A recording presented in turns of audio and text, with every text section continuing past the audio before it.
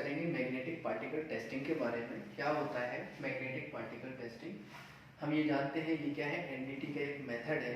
ठीक है, ये क्या है, एनडीटी का मेथड है। इसमें हम क्या करते हैं कि अगर कोई भी मटेरियल है तो हम उसके सरफेस और सब सरफेस के डिफेक्ट को फाइंड आउट करते हैं।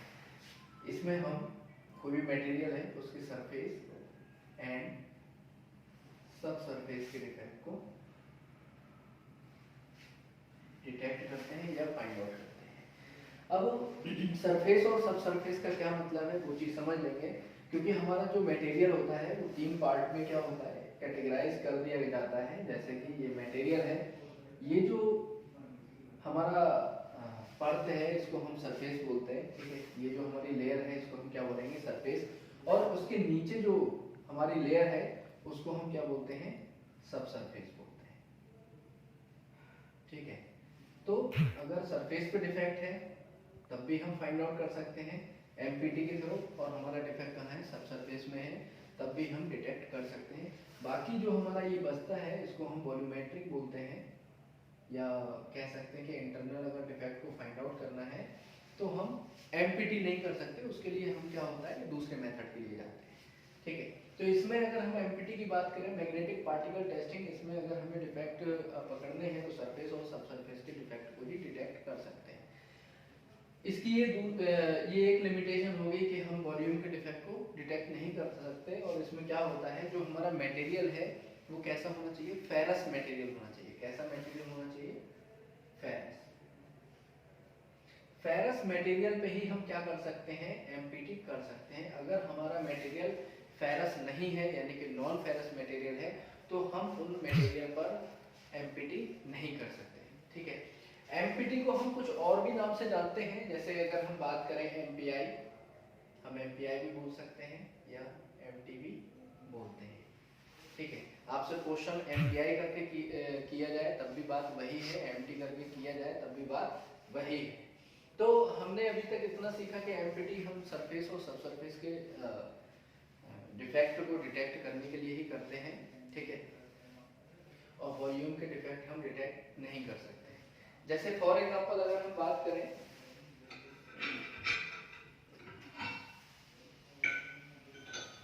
कि ये जो हमारा मटेरियल है इसमें क्या है कि कहीं पर सरफेस में कोई भी क्रैक है या पिन होल है या पोरोसिटी है, तो हम क्या करते हैं, इसमें हम एमपीटी करते हैं और उसके डिफेक्ट को पता कर लेते हैं। अब एमपीटी किस तरीके से करते हैं, क्या प्रोसेस रहता है, उसके बारे में भी हम डिस्कस करेंगे। तो जो इसका प्रोसेस होता है, प्रोसेस हमारा कुछ इस तरह से होता है कि सबसे पहले हमें क्या करना रहता है, सरफेस क्लीनिंग। सरफेस क्लीनिंग, हमारा जो सरफेस है वो क्लीन होना चाहिए। ऐसा नहीं होना चाहिए कि हैवी ऑयल लगा हुआ है, हैवी ग्रीस लगा हुआ है, जिससे क्या होगा कि हमारी एक्यूरेसी कम हो जाएगी। हम एमपीटी कर तो लेंगे लेकिन क्या होता है कि एक्यूरेसी कम हो जाती है। तो हम ये सोचते हैं कि हमें ज़्यादा से ज़्यादा एक्यूरेसी मिले, इसलिए हम सबसे पहले क्या कर लेंगे, सरफेस क्लीनिंग कर लेंगे। उसके बाद में सेकेंड स्टेप हमारी होती है अप्लाई कॉन्ट्रास्ट। उसके बाद में हम कॉन्ट्रास्ट डाल सकते हैं जो कि हमारा, ठीक है, तो हम क्या करेंगे, ये हमारे पास में कॉन्ट्रास्ट है और मटेरियल पे हम क्या करेंगे, कॉन्ट्रास्ट को अप्लाई करेंगे। ठीक है, हम ये कॉन्ट्रास्ट क्यों अप्लाई करते हैं, कि विजिबिलिटी को इंक्रीज करने के लिए, क्योंकि जो हमारे पास में जो मैग्नेटिक पार्टिकल है, जो अभी आप आगे जो प्रोसेस में समझेंगे, तो क्या होता है कि जो वो हमारा एक तरीके से आयरन का पाउडर ही होता है और हमें आयरन पे करना है एमपीटी, तो क्या होगा उस केस में, वो जो पार्टिकल जहां पर क्लस्टर बनाएंगे, जब हम इंटरप्रिटेशन करेंगे तो सही से विजिबिलिटी नहीं होती है। इसलिए हम क्या करते हैं, अप्लाई करते हैं क्या, कॉन्ट्रास्ट को। ये हमारे पास में कॉन्ट्रास्ट रहता है। ठीक है, इसको हम अप्लाई करेंगे। उसके बाद में हमारी जो नेक्स्ट स्टेप होती है वो होती है हमारी मैग्नेटाइजेशन की। मैग्नेटाइजेशन, तो मैग्नेटाइजेशन के लिए हमारे पास में बहुत सारे टेक्निक हैं, हम आपको अभी जो दिखाएंगे। तो हमारे पास में जो मशीन होती है जिसको हम इलेक्ट्रोमैग्नेटिक यॉक बोलते हैं, उससे हम मटेरियल को क्या करेंगे, मैग्नेटाइज करेंगे। ठीक है, जब मटेरियल क्या हो जाएगा, हमारा मैग्नेटाइज हो जाएगा, तो हम उसके बाद में फोर्थ स्टेप में हम क्या करेंगे, अप्लाई करेंगे फेरस पार्टिकल। ठीक है, फेरस पार्टिकल से पहले मैं आपको यॉक दिखा देता हूं कि हम यॉक से किस तरीके से हम मटेरियल को मैग्नेटाइज करते हैं। तो ये हमारे पास में क्या रहता है, इलेक्ट्रोमैग्नेटिक यॉक है, ये इसमें 2 लेग होते हैं। ठीक है, ये हमारा यॉक है। जब हम वेल्डिंग के डिफेक्ट को फाइंड आउट करते हैं तो एक लेग वेल्डिंग की इस साइड और एक लेग इस साइड, हम इस तरीके से इसको मटेरियल को मैग्नेटाइज करते हैं। ठीक है, तो ये क्या है, इलेक्ट्रोमैग्नेटिक यॉक, इसको यॉक भी बोलते हैं। फिर उसके बाद में हम क्या करेंगे, अप्लाई करेंगे हम फेरस पार्टिकल को, जो कि हमारा इंडस्ट्री में 2 मेथड्स होता है फेरस पार्टिकल को अप्लाई करने का। अप्लाई करने का मतलब हमारे पास में बल्ब होता है, उसके थ्रू भी हम अप्लाई करते हैं, और हमारे पास में स्प्रे के थ्रू भी हम क्या करते हैं, उसको अप्लाई करते हैं। जो जनरली अगर हम बात कर रहे थे जो मेथड की, एमपीटी के मेथड की, वो 2 तरीके से, एक होता है हमारा ड्राई मेथड और एक होता है हमारा वेट मेथड। इसके नाम से ही चीजें क्लियर होंगी कि जब हमने मटेरियल को मैग्नेटाइज कर दिया, मैग्नेटाइज करने के बाद में अब जो हमारा मटेरियल है वो एज ए मैग्नेट वर्क करने लगेगा। ठीक है, तो हम क्या करेंगे, अप्लाई करेंगे फेरस पार्टिकल को, जो कि हमारा एक ड्राई मेथड होता है और एक वेट मेथड होता है। यानी कि जो हमारे पास में फेरस पार्टिकल हैं वो कैसे हैं, अगर सूखे हुए हैं तो हम बोलते हैं कि उसको ड्राई मेथड, और अगर हमारे जो फेरस पार्टिकल हैं, जो आयरन का पाउडर कहते हैं, जो मिक्स है किसके साथ में, किसी लिक्विड के साथ में या वाटर के साथ में, तो हम उसको बोलते हैं वेट मेथड। इंडस्ट्री में मोस्टली वेट मेथड का ही यूज होता है। क्यों होता है कि जब हम इन पार्टिकल को अप्लाई करते हैं तो जो वेट मेथड है, यानी कि पार्टिकल कैसे होते हैं, गीले होते हैं, किसी लिक्विड में मिक्स होते हैं, तो सही से सरफेस पर फैल जाते हैं। ड्राई मेथड में क्या है, जब हम पार्टिकल डालते हैं, ठीक है, तो वो उछल उछल के एक जगह से दूसरी जगह चले जाते हैं। ठीक है, तो इस वजह से हम क्या करते हैं, वेट मेथड का इंडस्ट्री में यूज करते हैं। अगर हम बात करें, ये हमारे क्या है, फेरस पार्टिकल है, जिसपे ये मैग्नेटिक इंक लिखा हुआ है, इसको मैग्नेटिक इंक भी बोलते हैं।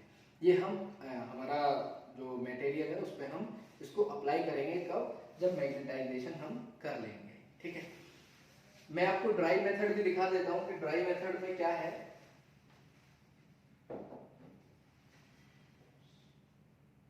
ठीक है, तो ये है हमारा क्या, ड्राई मेथड। जैसे आपको देखने को मिलते होंगे, ये देखते होंगे कि ये कैसे हैं, ये पार्टिकल जो है सूखे हुए हैं, तो हम उसको क्या है कि हमारे पास में एक बल्ब होता है, उसके अंदर हम पार्टिकल को डाल लेते हैं। जैसे ये हमारे पास में क्या है, बल्ब है, ठीक है, ये बल्ब है, इसके अंदर हम पार्टिकल को डाल लेते हैं और उसके बाद में क्या करते हैं, हम मटेरियल पे अप्लाई करते हैं, किसके थ्रू, बल्ब के थ्रू। अगर इसे पार्टिकल के लिए यूज किया जाता है तो हम इसको बल्ब बोलते हैं। अगर हमें इसे एयर के लिए यूज करना है, क्या होता है कि सरफेस क्लीनिंग के लिए भी हम इसको यूज करते हैं कि एयर इससे फ्लो करते हैं, तब हम इसको क्या बोलते हैं, ब्लोअर बोलते हैं। ठीक है, वैसे ये जब पार्टिकल है तो बल्ब बोलेंगे इसको। तो ये हमारा ड्राई मेथड के लिए यूज में आता है। और जो मैंने आपको दिखाया कि ये जो आपको मैंने दिखाया कि हम इसको वेट मेथड बोल सकते हैं। या हमने क्या किया कि हमने जो हमारा फेरस पार्टिकल है उसको पानी के साथ में मिक्स करके ऐसे भी अप्लाई कर सकते हैं। ठीक है, तो हमारे पास में ऐसे भी रहता है, तो मोस्टली इस तरीके से हम यूज कर सकते हैं या करते हैं। उसके बाद में हमारी जो नेक्स्ट स्टेप होती है, अप्लाई फेरस पार्टिकल हमने जब कर दिए हैं तो फिर हम उसके बाद वाली जो स्टेप है उसमें हम क्या करेंगे, इंटरप्रिटेशन करेंगे।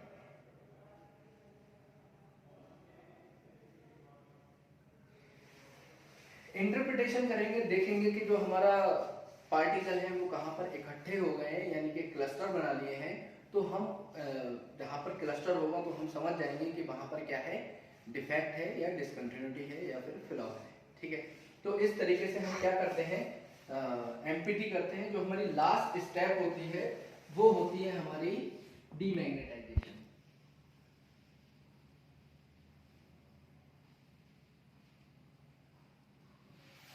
डीमैग्नेटाइजेशन क्या होता है कि हमारे कुछ प्रोडक्ट जो होते हैं, जो कुछ मटेरियल होते हैं, वो क्या होता है, उनकी प्रॉपर्टी होती है रिटेंटिविटी की। रिटेन का मतलब होता है कि अपने अंदर ग्रहण कर लेना, ठीक है। तो जो मटेरियल रिटेंटिविटी जिनकी प्रॉपर्टी होती है वो अपने अंदर मैग्नेटिक फील्ड को रख लेते हैं, जिसकी वजह से हमें आगे के प्रोसेस में प्रॉब्लम आती है। अगर जैसे हमें उस पार्ट पे कोई वेल्डिंग करनी है या कोई और मशीनिंग करनी है, कोई भी प्रोसेस करना है, तो क्या होगा कि जो भी उसके मैग्नेटिक पार्टिकल या मैग्नेटिक जो प्रॉपर्टीज रखते हैं मटेरियल, वो उसके पास में आएंगे तो वो अट्रैक्ट करेगा, जिससे हमें क्या है कि प्रॉब्लम आएगी। इसलिए हम उस मटेरियल को क्या करेंगे, डीमैग्नेटाइज करेंगे, या जिस प्रोसेस को हम बोलते हैं डीमैग्नेटाइजेशन करेंगे, ठीक है। मटेरियल को हम डीमैग्नेटाइज करेंगे ताकि वो हम फर्दर यूज में उसको ला सकें और आसानी से उसको यूज कर सकें। तो ये हमारा प्रोसेस होता है। सबसे पहले surface cleaning, apply contrast, magnetization, ठीक है, जो हमने बताया। वैसे तो मैग्नेटाइजेशन के लिए और भी टेक्निक का यूज होता है, जैसे प्रॉड हो गया, हेडशॉट हो गया, सेंट्रलाइज कंडक्टर मेथड हो गया, ठीक है, या हमारा कॉइल मेथड हो गया, ठीक है, या परमानेंट मैग्नेट है, योक बताया आपको, जो भी आपको शो किया वो योक है। हम इससे हम क्या करते हैं, मटेरियल को मैग्नेटाइज करते हैं। अब होता क्या है, ये मटेरियल कैसे मैग्नेटाइज होता है, देखिए ये मटेरियल क्या होता है, जो अभी हमने बात की थी जैसे फेरस मटेरियल की। फेरस मटेरियल वो मटेरियल होते हैं जिनके पास में मैग्नेटिक प्रॉपर्टीज होती है। मैग्नेटिक प्रॉपर्टीज का अगर आसान सी लैंग्वेज में ये समझें कि जो मटेरियल जो मैग्नेट होता है उससे अट्रैक्ट हो जाते हैं, वो हमारे फेरस मटेरियल कहलाते हैं। जैसे हम ऐसे भी समझ सकते हैं कि जैसे बचपन में करते हैं कि कॉइन रहता है, उसको चुंबक से चिपकाते हैं तो कुछ कॉइन चिपक जाते हैं, कुछ नहीं चिपक पाते हैं। तो वो क्या रहता है कि फेरस और नॉन फेरस का ही रहता है। जो फेरस हैं वो चिपक जाएंगे और जो नॉन फेरस हैं वो नहीं चिपकेंगे। जैसे अगर हम नॉन फेरस की अगर बात करें, नॉन फेरस मटेरियल की बात करें अगर, तो नॉन फेरस मटेरियल में हमारा कॉपर हो गया, ठीक है, सिल्वर हो गया, गोल्ड हो गया, ठीक है, ये सब हमारे किस में आते हैं, नॉन फेरस मटेरियल में आता है। अगर हम फेरस मटेरियल की बात करें, फेरस मटेरियल की अगर बात करें तो हमारा होता है जैसे आयरन हो गया, निकेल हो गया, या कोबाल्ट हो गया, ठीक है। ये सारे हमारे जो मटेरियल है वो कौन से मटेरियल है, फेरस मटेरियल है। इन पे हम एमपीटी कर सकते हैं, इन पे हम नहीं कर पाते हैं, क्योंकि ये जो मैग्नेटिक फील्ड लाइंस होती हैं जो मटेरियल में जाती हैं, तो कुछ क्या होता है कि रिपल करते हैं और कुछ मटेरियल कुछ अट्रैक्ट कर लेते हैं, इतने अच्छे से मैग्नेटाइज नहीं होते। लेकिन फेरस जो मटेरियल है वो अच्छे से मैग्नेटाइज हो जाते हैं। जैसे अगर हम मैग्नेटिक मटेरियल की बात करें तो तीन प्रकार, जो हमारे मैग्नेटिक मटेरियल होते हैं वो तीन प्रकार के होते हैं, थ्री टाइप्स के होते हैं। पहला होता है हमारा डायामैग्नेटिक मटेरियल। डायामैग्नेटिक मटेरियल वो मटेरियल होते हैं जो जब हम क्या करते हैं कि मटेरियल को मैग्नेटाइज करते हैं तो वो फील्ड लाइंस को रिपल करते हैं, अपने अंदर आने नहीं देते हैं। हम ऐसे बोल सकते हैं कि ये क्या करते हैं, रिपल करते हैं। जो हम मैग्नेटिक फील्ड लाइंस भेज रहे हैं तो वो बिल्कुल भी मैग्नेटाइज नहीं होते, बिल्कुल भी नहीं होते, ठीक है। जैसे हमारा डायामैग्नेटिक मटेरियल में क्या आता है, जैसे सिल्वर हो गया, गोल्ड हो गया, ठीक है, या कॉपर हो गया, ये सब हमारे कैसे मटेरियल है, डायामैग्नेटिक मटेरियल। इन्हें हम अगर मैग्नेटाइज करेंगे तो ये रिपल्सन करते हैं, यानी कि मैग्नेटिक फील्ड को उसके अंदर जाने ही नहीं देते, ठीक है। सेकंड जो मटेरियल है हमारा वो होता है पैरामैग्नेटिक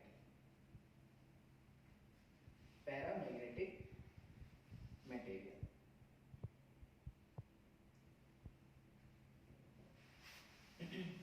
इसमें क्या होता है कि जो पैरामैग्नेटिक मटेरियल है ये थोड़ा सा, ज्यादा नहीं, थोड़ा सा क्या करते हैं, इनके अंदर अट्रैक्शन होता है, जिसको हम बोलते हैं वीक अट्रैक्शन ससेप्टिबिलिटी।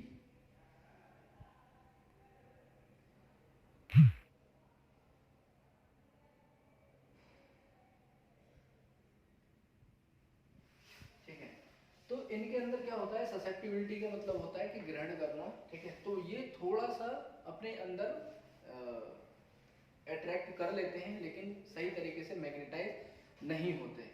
अगर मैग्नेटाइज नहीं होंगे तो हम एमपीटी नहीं कर पाएंगे। जैसे इसके जो एग्जाम्पल है, अगर इसके एग्जाम्पल की बात करें, जैसे हमारा मैग्नीशियम हो गया, ठीक है, मोलिब्डेनम हो गया, या फिर टेंटालून हो गया, ईटीसी, ये सारे हमारे जो मटेरियल हैं ये किसमें आते हैं, पैरामैग्नेटिक मटेरियल में आते हैं। ये हल्के से मैग्नेटाइज होने की एक तरीके से बोल सकते हैं कि कोशिश करते हैं, लेकिन मैग्नेटाइज नहीं होते हैं। तीसरा जो मटेरियल है हमारा वो है हमारा फेरोमैग्नेटिक मटेरियल।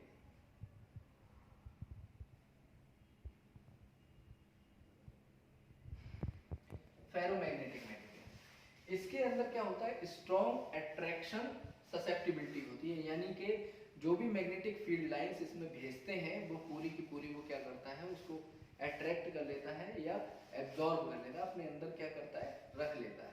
वो मटेरियल हमारा क्या हो जाता है, मैग्नेटाइज हो जाता है, और आगे का जो भी प्रोसेस है, अप्लाइड फेरस पार्टिकल या जो भी है, हम अच्छे से क्या कर सकते हैं, एमपीटी कर सकते हैं। जैसे इसके एग्जांपल की अगर बात करें हम, तो जैसे आयरन हो गया, निकेल हो गया, कोबाल्ट हो गया, ये हमारे कैसे मटेरियल है, फेरोमैग्नेटिक मटेरियल। जो हम फेरस और नॉन फेरस की बात कर रहे थे, जो फेरोमैग्नेटिक मटेरियल है वही हमारे क्या कहलाते हैं, फेरस मटेरियल, फेरस मटेरियल कहलाते हैं। और जो हमारे डायामैग्नेटिक मटेरियल और पैरामैग्नेटिक मटेरियल है ये हमारे क्या कहलाते हैं, नॉन फेरस मटेरियल कहलाते हैं, नॉन फेरस मटेरियल। तो हम जो एमपीटी की बात कर रहे हैं, एमपीटी हम फेरस मटेरियल पे ही कर सकते हैं। क्यों कर सकते हैं, क्योंकि इसमें मैग्नेटाइजेशन, एक मटेरियल को मैग्नेटाइज होना बहुत जरूरी है। क्योंकि अभी थोड़ी चीज अभी हम समझेंगे इसके प्रिंसिपल में, तो वो और क्लियर होगी। इसका प्रिंसिपल जान लेते हैं कि क्या होता है। इसका जो प्रिंसिपल है एमपीटी का, वो होता है हमारा magnetic flux leakage. Magnetic flux leakage, इसका क्या मतलब है, अगर हमारे पास में कोई मटेरियल है, ये हमारे पास में एक मटेरियल है, और यहाँ पर क्या है, कोई डिफेक्ट है, कोई डिसकंटिन्यूटी है, तो क्या होता है कि हम सबसे पहले इस मटेरियल को मैग्नेटाइज करते हैं, जो कि हमने बताया कि हमारे पास में यॉक मेथड अवेलेबल रहता है। तो हम इस यॉक से क्या करेंगे, इस मटेरियल को मैग्नेटाइज करेंगे। जब हम इस मटेरियल को मैग्नेटाइज करते हैं तो ये मटेरियल खुद से अपने अंदर सबसे पहले पोल जनरेट करता है, जो कि एक पोल होता है साउथ पोल और एक होता है नॉर्थ पोल।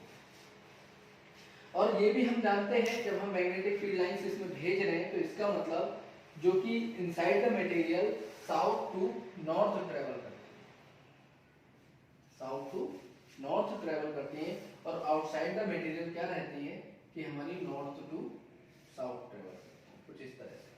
ये कभी भी एक दूसरे को कट नहीं करेंगे, ठीक है। अब होता क्या है कि एक चीज और समझेंगे, बार मैग्नेट, एक 12th में आपने पढ़ रखा होगा बार मैग्नेट, यानी कि ये हमारे पास में कोई मैग्नेट है, साउथ पोल और नॉर्थ पोल, बीच में से कट कर देंगे तो क्या होगा, इधर साउथ पोल जनरेट हो जाएगा, इधर नॉर्थ हो जाएगा, यानी कि अब ये दो मैग्नेट हो गए, ठीक है। अगर बीच से और कट कर देंगे तो ये अपोजिट पोल जनरेट कर देंगे। अब हमारा होता क्या है कि जहां पर डिफेक्ट होता है, जहां पर क्रैक है या कोई पिन होल है, जहां पर डिफेक्ट है, तो उतना हिस्सा हमारा बार मैग्नेट, जैसे हमने समझा कि दो पार्ट में डिवाइड हो गया तो वो दो मैग्नेट बन गए, तो ऐसे ही इतना जो पोर्शन है हमारा ये, तो ऐसे ये दो मैग्नेट की तरह वर्क करेगा। और यहाँ पर अगर ये साउथ था तो इधर नॉर्थ बना देगा, और इधर नॉर्थ था तो ये साउथ बना देगा। अब ये जो हमारी मैग्नेटिक फील्ड लाइन है वो कुछ इस तरह से अब ट्रेवल करेगी, और यहाँ पर क्या होगी, बहुत ज्यादा हाई इंटेंसिटी होगी मैग्नेटिक फील्ड की, जिसकी वजह से जब हम क्या करते हैं कि जब हम फेरस पार्टिकल को अप्लाई करते हैं, इस पे डालते हैं फेरस पार्टिकल, यहाँ पर वो पार्टिकल क्या हो जाते हैं, इकट्ठे हो जाते हैं या क्लस्टर बना लेते हैं, और हम समझ लेते हैं कि यहाँ पर क्या है, डिफेक्ट है। जो इसका प्रिंसिपल है मैग्नेटिक फ्लक्स लीकेज, इसका मतलब क्या है कि ये जो हमारा मटेरियल है जहाँ पर डिफेक्ट होता है वहां से फ्लक्स क्या करने लगता है, लीक करने लगता है। तो ये इस तरीके से ट्रेवल करती है तो वो इस तरीके से उछल के दूसरे मैग्नेट की तरफ जाती है। जब ये डिवाइड हो गया है तो ये मटेरियल हमारा क्या हुआ है, इसमें डिफेक्ट है, तो एज ए दो मटेरियल वो वर्क कर रहा है या दो मैग्नेट की तरफ वर्क कर रहा है। तो जिसकी वजह से यहाँ पे इंटेंसिटी क्या हो जाती है, हाई हो जाती है।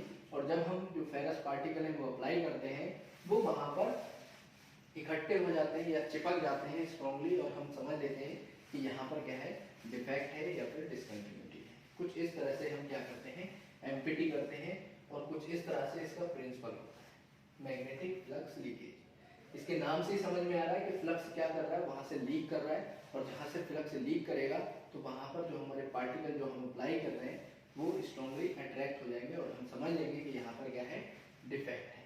ठीक है। अब जो इलेक्ट्रोमैग्नेटिक यॉक होता है इसमें क्या होता है कि हमारी इसमें एक की होती है, यहाँ पे एक होता है हमारा एसी के लिए और एक होता है डीसी के लिए।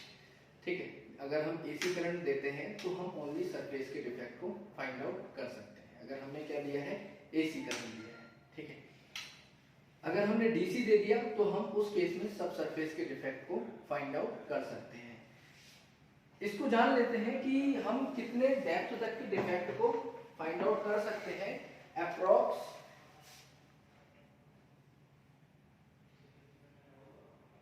7 mm, अप्रॉक्स 7 mm की डेप्थ तक के हम डिफेक्ट को फाइंड आउट कर सकते हैं। इससे ज्यादा होगा तो एक्यूरेसी कम होगी, हो सकता है कि 8 mm के भी आप डिफेक्ट को पकड़ लें, लेकिन उस टाइम पे एक्यूरेसी क्या हो जाएगी, कम हो जाएगी। सरफेस और सब सरफेस का क्या मतलब है उसको हम यहां से समझ लेंगे। ये हमारे पास में एक मटेरियल है, जैसे हम इसका यूज कैलिब्रेशन में करते हैं, पहले हम इसे थोड़ा समझ लेंगे कि सरफेस और सब सरफेस का क्या मतलब है। जैसे आप यहाँ पर देखेंगे कि आपको कोई भी डिफेक्ट नजर नहीं आ रहा है, तो ये हमारा क्या है, सरफेस है। यहाँ पर थोड़ी सी पॉलिश छूट गई है, वो उससे मतलब नहीं है। इधर का देख लीजिए इस साइड में, तो इधर क्या है कि सरफेस, यहाँ पर हमें कोई भी डिफेक्ट नजर नहीं आ रहा है। ठीक है। लेकिन इसके अंदर डिफेक्ट है। डिफेक्ट कैसे है, अगर हम इस साइड से देखें तो इसके अंदर आर पार क्या है, होल है।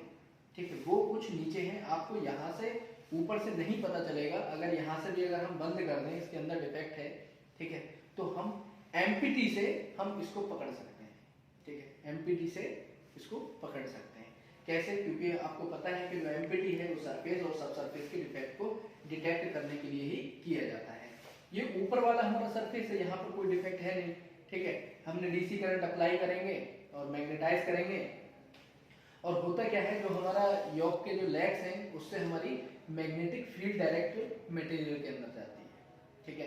तो वो मटेरियल इसको क्या कर देगा, मैग्नेटाइज कर देगा, यानी कि जो हमारा योक है ये मटेरियल हमारा मैग्नेटाइज हो जाएगा, और उसके बाद में जब हम फेरस पार्टिकल इसको अप्लाई करेंगे तो कुछ लाइन सी बन के आएंगी। जैसा जैसा डिफेक्ट होगा, अगर कोई पिन होल है तो राउंडेड इंडिकेशन आएगा। ठीक है। कोई क्रैक है तो लीनियरली आएगा। ठीक है। तो इस तरीके से हमें इंडिकेट होगा और हम समझ जाएंगे कि ये यहाँ पर हमारा क्या है, डिफेक्ट है। ठीक है। ये सरफेस और सब सरफेस समझ में आ गया होगा। अब आप ये ना बोलने लगना कि ये 7 mm, अब हम क्या है कि हमारे पास में कोई मटेरियल 50 mm का है। ठीक है। 50 mm का है तो सर 25 mm पे हमें कोई क्रैक है या कोई भी डिफेक्ट है तो 25 mm, तो 25 mm क्या होगा, तो वॉल्यूम में आ जाएगा। हाँ, अगर 7 mm तक है या 6 mm तक है तो हम एमपीटी कर सकते हैं। उसके नीचे फिर हमें क्या होगा, दूसरे मेथड की हेल्प लेनी पड़ेगी, जैसे यूटी हो गया, ठीक है, या आरटी हो गया, उसके लिए जाएंगे। तो एमपीटी की जो लिमिटेशन है लगभग 7 mm की डेप्थ तक अगर कोई डिफेक्ट आ रहा है तो आप एमपीटी में पकड़ सकते हैं, अदरवाइज फिर नहीं पकड़ पाएंगे। ठीक है। बाकी नेक्स्ट करते हैं।